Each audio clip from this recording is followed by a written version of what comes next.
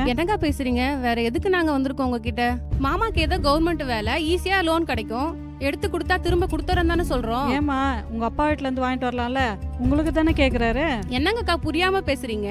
அவங்களே இப்பதான் தங்கச்சிக்கு கல்யாணத்தை முடிச்சாங்க, அவங்க கிட்டயே ஒண்ணுமே இல்லையே, நாங்க போய் திரும்ப எப்படி கேட்க முடியும்? அப்ப நாங்க மட்டும் எங்கம்மா போவோம்? போன ஜனவரியில தான் மாமாக்கு ஆஞ்சிய பண்ணோம், மொத்த செலவு நாங்க தானே பார்த்தோம். உங்கள்கிட்ட ₹1 கேட்டிருப்போமா? இருங்கம்மா, இப்ப எதுக்கு இந்த வாக்குவாதம்? பெரியவனே, நீ என்ன சொல்ற? மா எனக்கு இந்த மாசம் டைட்மா. இந்த மாசம் மட்டும் இல்லைங்க, இன்னும் கொஞ்சம் மாசம் டைட்டா தான் இருக்கும். மாமாக்கு ஆபரேஷன் வாங்குறது இன்னும் தீரல. டேய் சின்னவனே, கொஞ்ச நாள் வெயிட் பண்றா. எத்தனை நாள் தான்ப்பா இப்படியே நான் பேச்சு வாங்குறது? எனக்கே ரொம்ப அசிங்கமாக இருக்குப்பா.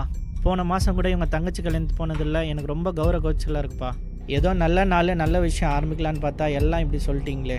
இதே உங்கள் பெரிய பையன் எதனா கேட்டால் எல்லாம் ஓகே சொல்லிடுவீங்களே. உன்னோட கஷ்டம் புரியுதுப்பா, பணத்துக்கு என்ன பண்றது? அதானே இப்ப பிரச்சனையா இருக்கு. ஏன்பா சொத்தை சரி பாரியாக பிரிச்சுருங்களேன், என் பங்கு எனக்கு கொடுத்துருங்க, அதை வச்சு நான் பிஸ்னஸ் பண்ணிக்கிறேன்.